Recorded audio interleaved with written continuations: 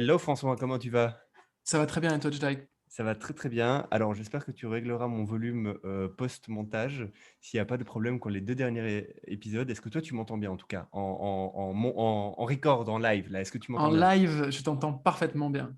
Tu as Ok, une bon, on voix qui verra porte. en post-montage ce qui se passe.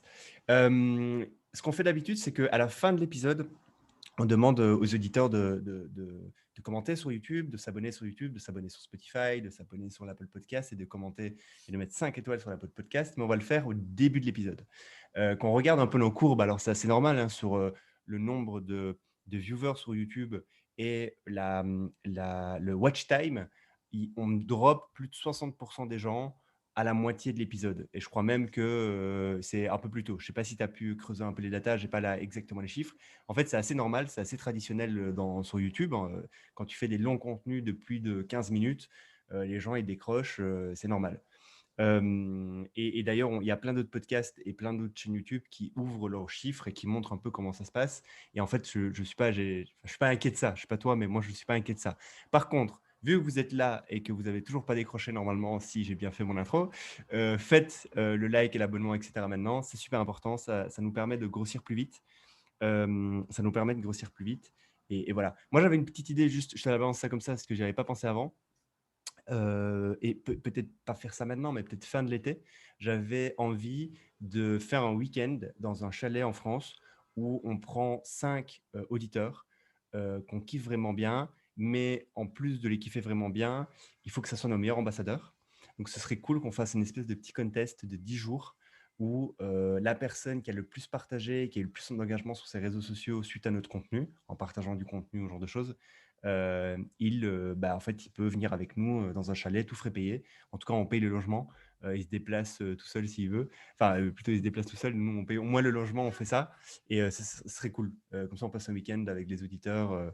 Et ce pas que des auditeurs qui ont été sélectionnés sur le volet, mais qui ont en plus fait preuve de soutien et d'envie de devenir des ambassadeurs du podcast.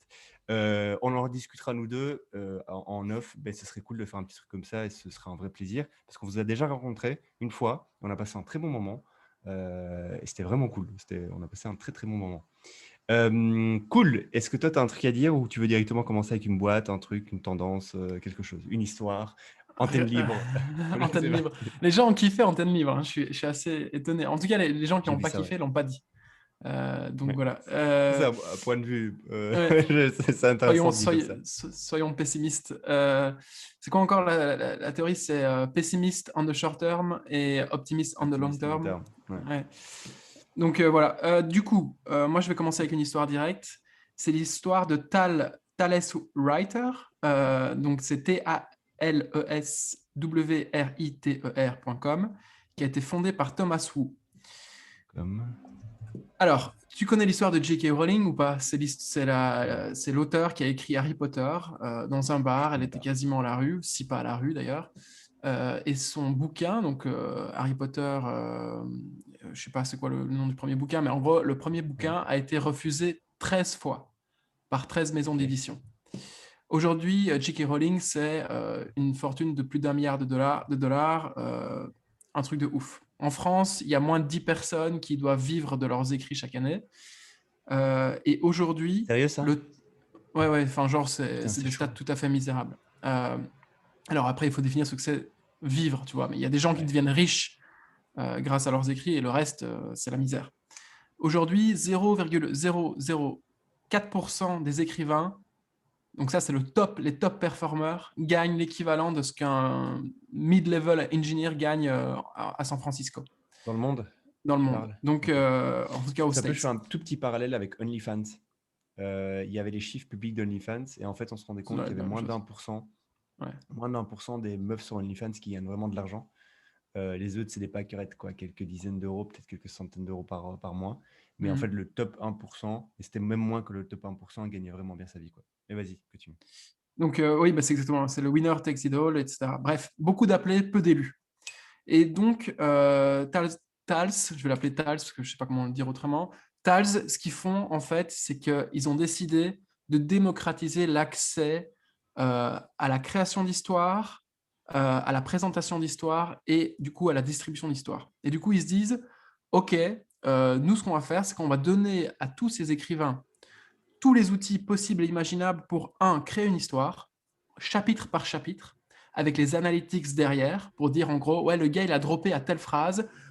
Si on regarde la courbe, la moitié de tes lecteurs ont droppé à tel endroit. Du coup, c'est-à-dire que c'est à ce moment-là que l'histoire est mauvaise, etc. Ou bien alors que c'est à un moment-là que tu dois rajouter un peu de peps.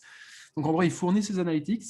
Derrière, ils ont une théorie qui est très simple, en fait, c'est de dire que le texte noir sur blanc, ça ne fonctionne plus. Ce qu'on va faire, c'est qu'on va ajouter des images, on va ajouter du son, on va ajouter des emojis s'il faut, tu vois. Et en gros, il gamifie vraiment l'expérience du lecteur. Euh, et du coup, à la fin, ce qu'ils veulent faire aussi, c'est distribuer l'histoire. Donc, en gros, ils font des ads, Ok. ils font payer par chapitre. Et pas, donc, ils ont un truc qui est très intéressant et que je trouvais absolument. Enfin, c'est tout con, hein, mais c'est. En gros, dans la vie, tu as des fans et des super fans. Et quelque part, quand tu vends un livre, eh ben, ton super fan, il achète 8 dollars, par exemple, pardon, et ton fan de base, eh ben, il l'achète aussi 8 dollars. Or, le super fan, peut-être qu'il voit énormément de valeur dans ton livre et qu'il serait prêt à payer 30 dollars pour avoir ton livre. Et du coup, le fait de faire payer chapitre par chapitre, eh ben, ça permet d'augmenter la valeur totale du livre que tu as vendu à la fin. Et donc, en gros, ils essaient vraiment de réimaginer complètement l'expérience de ce que c'est écrire un livre, ce que c'est illustrer un livre et ce que c'est le distribuer Ouais. pour en fait l'ouvrir à tout le monde. Aujourd'hui, ils ont 15 000 auteurs qui sont sur leur waitlist, des gens qui sont dans le domaine du cinéma à la base, des gens qui sont dans le domaine des jeux vidéo. En fait, tu vois, ils essayent vraiment, il y a vraiment une espèce de fusion entre jeux vidéo et livres sur cette plateforme qui est assez Ouais. extraordinaire. Pour le moment, moi j'ai testé du coup l'application, j'ai essayé de faire une histoire de ça, je trouvais pas ça ouf, ça faisait un petit peu, tu vois, euh, année 2010, les bandes dessinées un peu animées, Ouais. enfin, ça donnait pas très très bien. Mais dans l'idée, je trouve ça assez, je trouve que c'est un bet qui est intéressant. Et leur Ok. but, en fait, à la fin, c'est de devenir le Netflix du livre. Et si tu regardes un petit peu Netflix, ils ont exactement la même approche, c'est que eh ben, ils ont démocratisé l'accès à la plateforme. Tout le monde peut publier, enfin pas tout le monde, mais en gros, pour publier un film sur Netflix, c'est beaucoup plus simple qu'avant d'avoir la bonne connexion chez un bon cinéaste qui va ensuite trouver de l'argent pour lever de l'argent pour financer ton film, etc. Puis ensuite le distribuer. Enfin bon, bref, c'était la galère. Ben, eux, en fait, Netflix, ils ont abaissé la barrière à l'entrée. Et je trouve ça super bien. C'est vraiment le type de boîte que j'aurais bien voulu faire si j'avais eu le courage et la détermination, parce que je trouve que s'il y a un mec qui arrive à hacker vraiment ce game-là en fait, de l'édition de livres, Mhm. en le rendant disponible aux masses, c'est un truc qui peut être vraiment game changer. Puisque à la fin des fins, nous autres êtres humains, tout ce qu'on fait, en fait, c'est de se raconter des histoires tout le temps, Bien sûr. H24. Mm. Et donc, je trouve que ce modèle-là est hyper intéressant. Ils embauchent énormément. Un autre parallèle que je pourrais te faire, qui va peut-être te parler un peu plus, c'est un peu comme Voodoo a fait avec les jeux. Voodoo, pour je sais plus comment on appelle ce type de jeu-là, les jeux un peu débiles où tu dois faire sauter des oiseaux d'arbre en arbre, ce genre de truc, tu vois. Mm. Et ben Voodoo, ce qu'ils ont fait, c'est qu'ils ont créé la machine qui permet en fait de créer très rapidement et de tester très rapidement. Ils en testent des dizaines chaque jour des jeux qu'on voit même pas nous, des jeux sur le Play Store, Apple Play Store, etc. Bref, Apple Store et Play Store. Et du coup, Voodoo, ils ont réussi à créer cette machine-là. Et aujourd'hui, c'est pour ça que Voodoo est si bien valorisé. C'est parce qu'ils ont créé la machine et que maintenant, ils ont la recette. Et que peu importe, quelque part, l'idée de base, eux, ils la testent tellement vite et tellement efficacement que très vite, ils savent repérer les winners avant tout le monde. Mm. Et du coup, Alors, ça me push fait un jeu penser de à l'époque. Shein, pour le coup. Ouais. Ça me fait exactement penser à Shein. Et ça me fait aussi penser à un truc, c'est que quand je suis arrivé à Paris il y a 4 ans, je me souviens, au bout de la première semaine, j'avais un rendez-vous avec un type que j'avais croisé sur les réseaux sociaux, qui était Ah, un je mec, sais. mais j'en ai Ouais. parlé dans les premiers épisodes, je pense. Ouais, je Hmm. crois que j'en ai parlé. C'est un type qui fait des dessins animés. Et donc, en fait, c'est exactement la même chose, c'est-à-dire qu'il a tout le process, il a tout en interne pour processiser, exécuter très très vite un dessin animé. Et il a les canaux de distribution, genre, alors j'ai oublié, et en plus, à l'époque déjà, je me souviens que je ne m'en rendais pas compte de tous les canaux de distribution possibles et inimaginables sur les dessins animés. YouTube, c'est un putain de truc. Alors en même temps, après, je me dis, c'est vrai que quand je vois une maman ou un papa avec son enfant de moins de 10 ans Le premier truc qu'ils font, c'est qu'ils mettent une tablette ou un télé dans les mains et ils ouvrent le YouTube et regardent des dessins animés sur YouTube. Apparemment, c'est un vrai truc de regarder des dessins animés sur YouTube. Alors, j'ai pas de gosse, mais apparemment, c'est un vrai truc. Donc, le mec, il avait une armée de canaux de distribution pour ces dessins animés et il me disait, on teste chaque semaine un nouveau dessin animé. On le produit très vite, on fait une toute petite capsule, on fait un épisode ou 2 épisodes grand max, on diffuse, on essaie de voir s'il prend en scale le dessin animé, quoi. Et c'est très drôle là sur ce truc des livres. Et juste par rapport au pricing, j'ai découvert aujourd'hui, je ne savais pas du tout, que il y avait quelqu'un qui parlait du bien que fait Netflix à la culture. Et en fait, il expliquait aussi autre chose dans son explication, ce que Queen of Gambit a fait. Donc en fait, Queen of Gambit a rendu les échecs trendy et a repris un truc un peu has-been, hyper trendy. Et aujourd'hui, tout le monde a envie de faire des échecs, les jeux d'échecs, etc. ont explosé.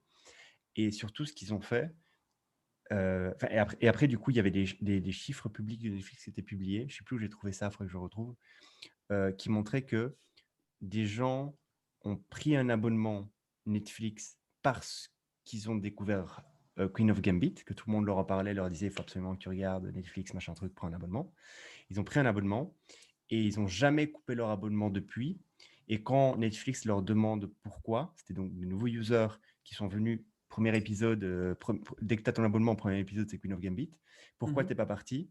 Parce que vous avez créé un show mondialement connu et qui a explosé. Et donc, je pense que vous allez en faire d'autres. Et donc, je ne vais pas couper mon abonnement jusqu'à ce que vous en faisiez un autre. Ce qui fait que, au lieu d'aller voir Queen of Gambit, après c'est une série, c'est pas un cinéma, mais au lieu de payer 12 balles un ticket de cinéma pour aller voir une fois le film, tu as des gens qui ont payé le premier mois et qui payent aussi plusieurs mois, si pas plusieurs années, en attendant le prochain succès Netflix. Et du coup, comment dire, ce qu'a rapporté Queen of Gambit, c'est pas 12 balles le ticket d'entrée d'un cinéma, c'est des mois et des mois d'abonnement, tu vois, par user. Ce qui fait qu'une série a rapporté plusieurs centaines d'euros. Alors que, alors c'est une série, tu vois, mais je fais le comparatif avec ça aurait pu être un film, alors qu'un film aurait pu juste rapporter 12 balles au cinéma, tu vois. Et juste, je ne sais pas si tu as compris mon analogie, mais ce que je veux dire, c'est que le succès de la série a fait que Netflix n'a pas juste gagné un ticket pour la série, mais a gagné un ticket pendant des mois et des mois et des mois et des mois, c'est l'abonnement, jusqu'au jour où ils sortent un nouveau succès, tu vois. Et les gens sont prêts à payer des mois et des mois et des mois dans le vide en attendant un nouveau succès. Et Ouais, c'est un peu du self-reinforcement dans le sens où à chaque fois qu'ils vont sortir une série à succès qui va amener une nouvelle cohorte d'utilisateurs, bah, cette cohorte sera beaucoup plus apte, si pas à rester de base client chez Netflix, mais de toute façon à revenir très rapidement sans se poser de questions, en ayant beaucoup moins de barrières à l'entrée à la prochaine série. Donc, oui, c'est un truc qui est assez ouf. C'est vraiment un effet de plateforme qu'on voit chez toutes les plateformes qui sont successful. C'est vraiment impressionnant parce que c'est un nouveau jeu, quoi. Enfin, nous, on le voit passer quasiment tous les jours, tu vois, dans d'autres business, etc. Mais cette idée que, en gros, le château se forme et se renforce au fur et à mesure des briques que tu poses, c'est un truc qui est assez mind-blowing, je trouve, pour moi. Putain, mes anglicismes, c'est plus possible. Du coup... On fait avec. On a une audience qui comprend, c'est bon. On n'a pas eu trop d'engueulades pour les anglicismes. Non, c'est cool, c'est cool. Et je ne connaissais pas cette boîte, ou alors enfin, le nom me disait un truc, mais j'ai dû Je te l'ai voir peut-être passer, déjà ça ne m'a pas envoyé. intéressé. Ouais, comme ça, a priori, ça ne m'avait pas intéressé, donc je n'avais pas creusé. Mais là, comme tu me l'as expliqué et tout, ok, je comprends un peu. Enfin, T'as vu ou pas l'histoire pour revenir sur les dessins animés, il y a un petit Ouais, cochon en Chine, Piggy, je ok. sais pas quoi, là. En gros, c'est une espèce Je d'image de vois marque. la tête du cochon, je vois, ouais, ouais, ouais. Ouais, et ben en gros, Piggy, je sais pas, je vais l'appeler Piggy, c'est un truc qui a été, mais c'est une image de marque qui a été rachetée, mais je pense des centaines de millions, c'est pas des milliards, par je sais quelle grosse boîte. Et en Ok, fait, c'est que du dessin animé YouTube à la base, si je me rappelle bien. ok. Enfin, ouais, Oui, oui, donc oui, oui, c'est putain, assez cette ouf. histoire me dit un truc. C'est Gary Vaynerchuk qui en avait parlé dans un épisode. Ça me dit un truc. Ouais, Ça me dit un truc. Vaynerchuk, je Ok. vais mettre Piggy. On va voir. Après, il faut voir ouais, s'il a dit Piggy dans ce. Enfin, tu Non. vois. Je sais pas, Bon, mais bref. bon. Next. Mais je vois exactement le petit cochon rose avec le long. Il a un petit museau un peu long quand même, Ouais. non? Tu vois, ouais, Un groin, s'il te plaît, un ouais, groin. incroyable. Ok. Écoute, next. Moi, c'est une petite boîte que j'ai découvert récemment. Qui va te plaire. J'ai pas mis une information sur cette boîte, je l'ai trouvée juste intéressante et la petite histoire que la fondatrice a eue était aussi intéressante. Cette boîte s'appelle eterneva.com. Est-ce que ça te dit quelque chose? Bah, Eterneva, non. eterneva.com.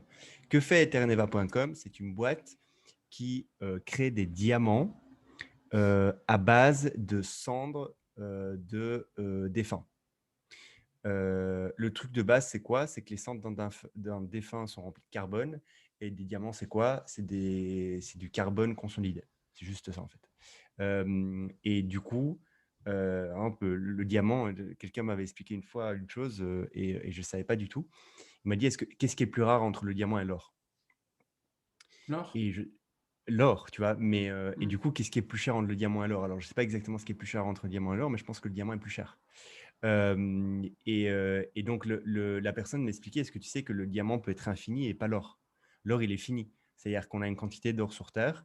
Une fois qu'on l'a épuisé, il faut aller chercher de l'or autre part que sur Terre, sur des exoplanètes, des minerais dans l'espace, etc., etc.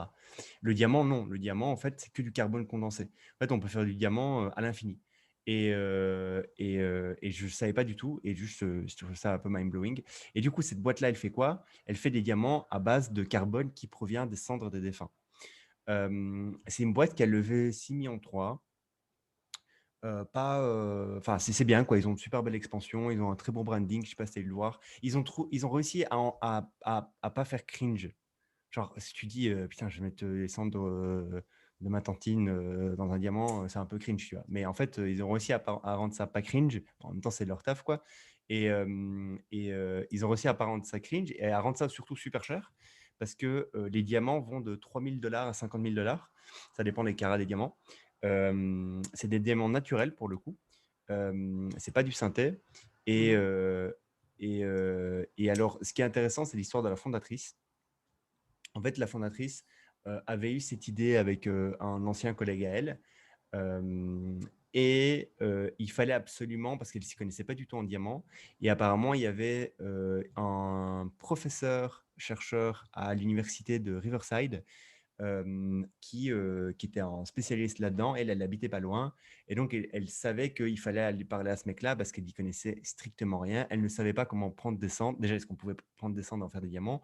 Et puis, OK, on fait ça dans quel labo? Comment on fait? Quel agrément il faut? Enfin, tu vois. Donc, qu'est-ce que tu fais? Tu te renseignes. Comment tu te renseignes pour ce genre de trucs qui sont quand même un peu pointus? C'est essayer d'aller voir un spécialiste. Un spécialiste, dans l'idéal, c'est pas le bijoutier du coin parce que lui, il n'en bute pas une, je pense, sur ces sujets-là. Il fait que vendre des diamants. Mais par contre, aller voir un mec qui potentiellement a un labo qui fait de la recherche sur ce sujet-là. Et du coup, elle voulait absolument parler à ce prof-là. Elle l'a contacté de partout, avec des dizaines et des dizaines d'emails, son LinkedIn, etc. Le professeur en question ne répondait pas. Donc, qu'est-ce qu'elle a fait? Elle a reach sur LinkedIn tous ses élèves, tous les élèves de cette classe-là. Elle s'est fait pote avec sur Instagram, etc. LinkedIn, Instagram, Snapchat. Elle a arrangé des drinks avec la plupart des élèves. Elle leur parlait de ce qu'elle faisait et en fait, ils faisaient copain-copain. Et à chaque fois, les élèves disaient, mais en fait, moi, j'ai un prof, son truc à lui, c'est qu'il a un labo, il fait de la recherche sur les diamants, il faudrait absolument que tu lui parles. Et au final, c'est des élèves qui lui ont fait des intros. Et donc, elle a réussi à avoir le rendez-vous avec ce prof qui, au final, est devenu un partenaire de la boîte et qui leur a permis de décoller la boîte. Juste petite histoire comme ça, super cool. Genre la meuf hustle as fuck, elle ne sait pas voir le prof, elle va voir tous les élèves, elle enchaîne les élèves. C'était cool. Si tu tapes Eterneva, va un peu sur Google et tape Eterneva, mais puis tu mets barre espace et tu vois ce qui t'est proposé pour voir si c'est Attends, juste chez moi que ça arrive. Eterneva. Espace. At- Attends, sur Google, attends, pardon. Eterneva, espace. Revenu? Ah, moi j'ai Scam qui vient Scam, directement. ok, merde. Non, je vais pas le noter aussi. Ah putain, Mark Cuban, backed, machin truc, diamant, is a scam. Ok. Bon, j'ai pas d'avis, j'ai pas d'avis. Je sais pas Non, pourquoi ça non. scanne, j'ai pas lu le truc. C'est Je peut-être viens un de lire scam un peu. en rapide, parce qu'ils disent en fait que ça n'utilise pas réellement les cendres de tes défunts. Mais je sais pas dire, hein. De toute façon, cette industrie, tu la connais bien, elle est un peu fucked up. Ouais. D'ailleurs, Ça, j'aimerais non, bien pour que le tu me coup, je la fasses un connais pas jour, bien, mais oui. Mais vas-y, si dis-moi. tu la connais un peu, mais j'aimerais bien qu'un jour tu présentes, si c'est possible, le truc dont on a déjà parlé sur les diamants. Je trouve que ça hyper Ouais, bah non, intéressant. non, je peux en parler maintenant. Après, c'est pas, j'ai pas mille et une informations sur le sujet, mais en tout cas, ce qui était assez intéressant. Il y a plusieurs infos et puis tu me rattraperas parce que je t'en avais parlé à l'époque. En gros, je connaissais quelqu'un, j'ai rencontré quelqu'un qui vend des diamants. Et il vend pas des diamants. Alors, il vend des diamants réels, donc des diamants naturels, mais il vendait aussi des diamants synthétiques. Et ce quelqu'un faisait pas trop mal d'argent avec ça. Il vendait ça principalement à des particuliers parce qu'apparemment, il y a un marché de particuliers qui veut acheter son diamant naturel ou synthétique pour faire la bague de fiançailles et ce genre de choses, mais aussi à des joailliers, à des bijoutiers. Et, et, en fait, qu'est-ce que je vais dire là-dessus? Il se procurait ces diamants sur Alibaba parce qu'apparemment la Chine est un des plus gros producteurs de diamants synthétiques. Faut savoir que votre diamant synthétique euh, juste naturel sur le marché, enfin, c'est-à-dire tout seul, pardon, pas naturel, tout seul sur le marché européen, le prix d'entrée de base, il est à 300 dollars, on va dire en euros, 250 euros. Et sur Alibaba, vous en avez pour 20 euros, 20 dollars, pardon. Faut savoir que dans le diamant synthétique, il y a plusieurs quand même notions. Il y a les couleurs, donc du plus transparent blanc au plus jaune, et ensuite au plus noir, au plus rouge, etc. etc. Et il y a aussi une qualité du diamant synthétique, parce que c'est pas parce qu'il est synthétique qu'il a été parfaitement bien fait. Et donc, il y a par rapport à certains, je ne connais pas en diamant, mais en gros, ce qu'il m'a expliqué, c'est par rapport à certains reflets lumineux, tu peux voir à l'intérieur avec un certain matériel, si la coupe a été parfaitement bien faite et si à l'intérieur de diamant, il n'y a pas une fissure. Et évidemment, en fonction de tous ces paramètres-là, tu as une qualité plus ou moins grande. Mais en gros, lui, pour vous donner une idée, prix fournisseur 20 dollars, il en achetait par quantité de 10 et les revendait en Europe 10 fois le prix, 10-15 fois le prix. Et ça, c'était aux particuliers. Euh, il vendait aussi pour le coup plusieurs lots à des bijoutiers et à des joailliers. Et là, il faisait des discounts évidemment, mais c'était toujours plus de 100 euros. Donc en fait, il faisait des marges de x4, x5 aussi sur les produits. Et en gros, il faisait sa vie comme ça. Il était tout seul, il était freelance, il taffait pas trop. Il avait sa routine parce que pour le coup, il avait plusieurs joailliers et plusieurs bijoutiers qui étaient ses clients, qui lui rachetaient des, comme, comme des abonnements, on va dire, tous les mois, lui envoyer un message, machin truc, en mode j'ai besoin d'aujourd'hui de 4 diamants, ce genre de choses. Il vendait aussi du réel pour le coup, il faisait du flippening de diamants réels, donc il faisait quelques marges dessus. Mais voilà, donc tu vois, je ne sais pas plus que ça. Je ne sais pas si je t'avais dit des trucs plus choquants ou plus what the fuck que ça. Mais ce qui était intéressant, peut-être avec les diamants réels, c'est ça, c'est que il y avait des histoires de Non, c'est pas moi trop ce qui fini m'a. avec la Corse. Ouais, non, Mais il y avait ça. Mais même le diamant synthé, c'était super intéressant parce que du coup, euh, il y avait une chose qui m'expliquait, c'est que le consommateur, il est de un, pas au courant. De deux, il ne se soucie pas de la différence entre un diamant synthé et un diamant et un naturel. Et parce qu'en fait, un très bon diamant synthé, tu ne vois pas la différence, hein. Genre, si tu n'es pas avec ton micro truc en mode bijoutier truc, tu ne vois pas du tout la différence. Et évidemment, il y a une différence sur le prix, mais sur le fait que tu l'apportes, machin truc, il n'y a pas de différence. Et donc, le diamant synthé, c'est ce qui me disait, en tout cas, et donc à valider ce genre d'informations, mais c'est ce qui partait le plus chez ses clients. La majorité de ses ventes de diamants étaient du synthé. La vente de ses clients, la majorité des ventes de ses clients étaient du synthé. Et c'était intéressant. Et il me disait que le marché du synthé était un marché hyper croissant, que de plus en plus de particuliers, pour le coup, étaient aussi éduqués, mais du coup, voulaient du synthé parce qu'ils voulaient quelque chose de beau, mais pas cher. Et du coup, ils allaient vers du synthé. Et c'était super intéressant. Et moi, surtout, ce qui m'intéressait le plus, c'est le hustle que le mec commence sur Alibaba des diamants quand même et les flips à des bijoutiers juste parce que le bijoutier, il a son fournisseur qui coûte un peu plus cher parce qu'en fait, son fournisseur, c'est une chaîne supplémentaire. Le mec, il faisait du dropshipping avec des diamants, quoi. C'était ça qui était un peu fabuleux. Et il faisait du bon argent avec, et pour être hyper honnête, il faisait pas non plus des efforts monstrueux là-dessus. Oui, Et c'est je là-dessus trouvais que je ça, voulais je rebondir. trouvais ça intéressant, ouais. C'est que, grosso modo, c'était fait de façon très, très, très artisanale. Ouais. Et qu'une tête mieux faite, organisée et qui réfléchit en effet de réseau pourrait potentiellement, très rapidement, créer un espèce de petit grossiste de diamants synthétiques qui sont qui sont légalement reconnus. C'est pas de l'arnaque, hein, Oui, non, non, non, parce ils que sont pour le coup, certifiés, ces diamants, hein, pour le c'est coup. ça, à chaque fois, Donc, évidemment, il avait les certificats de chaque truc et ses mhm. clients lui demandaient. Et c'était clean, quoi. Et c'est juste que la Chine est le plus gros producteur de diamants synthés, et c'est un truc connu. Et ma foi, c'est ça le truc, c'est que ça doit être une industrie qui doit être remplie de requins, de revendeurs en Europe qui savent ça et qui se fournissent en quantité monstrueuse en Chine, et qui juste, parce que des bijoutiers et des joailliers n'en savent strictement rien, les vendent à des prix faramineux à ces gens-là. Je Et suis prennent même des pas cuts sûr dessus. que les bijoutiers joailliers ne le savent pas. Peut-être qu'il y a une partie qui ne le sait pas, mais c'est Non, probablement non, pas mais les ce joailliers que je veux qui dire, voulaient qu'ils savent acheter. pas Par que contre, ils si s'en tu vas sur foutent. Alibaba, Ah, peut-être, ouais. évidemment qu'ils savent que c'est du synthé, ils sont pas cons, c'est leur Non, métier, tu vois. non, non, C'est ça que non, j'ai. non, non. Ce que je veux dire, c'est que le type prenne une marge et qu'il fasse un x10. Je suis pas sûr qu'ils s'en doutent pas. Par contre, ce qui est sûr, c'est que eux derrière font la même marge derrière sur leurs clients finaux, C'est tu ça. vois. Et du coup, ils veulent Donc, gagner du temps ouais, ouais. du temps, C'est ça. Ils sont prêts à mettre de l'argent pour gagner du temps, clairement. Et mais Mais intéressant, ouais.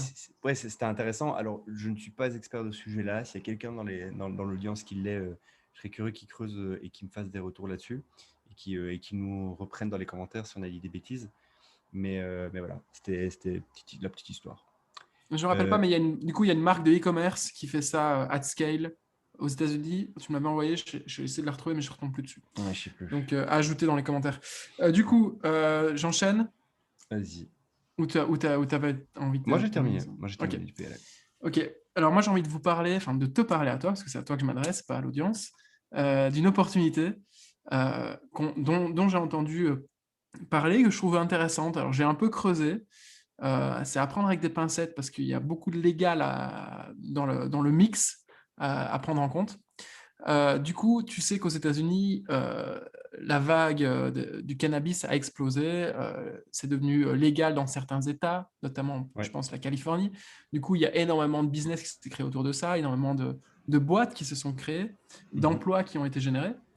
Et du coup, en fait, il y a toute une série de processus à respecter quand tu lances ta marque de cannabis, de THC, comment on dit encore, de CBD, tu vois. C'est bien, ouais. Euh, et du coup, il y a énormément de trucs à respecter et le système de précaution veut que tu puisses, en gros, authentifier que ta marchandise est 100% sans risque pour le consommateur final. Donc, en gros, il y a des textes légaux de protection du consommateur.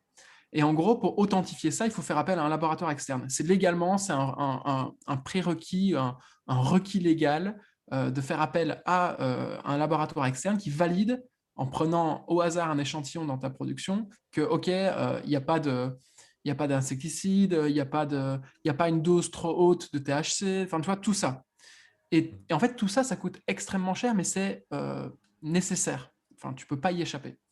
Et du coup, apparemment, il y a énormément de boîtes qui se sont créées.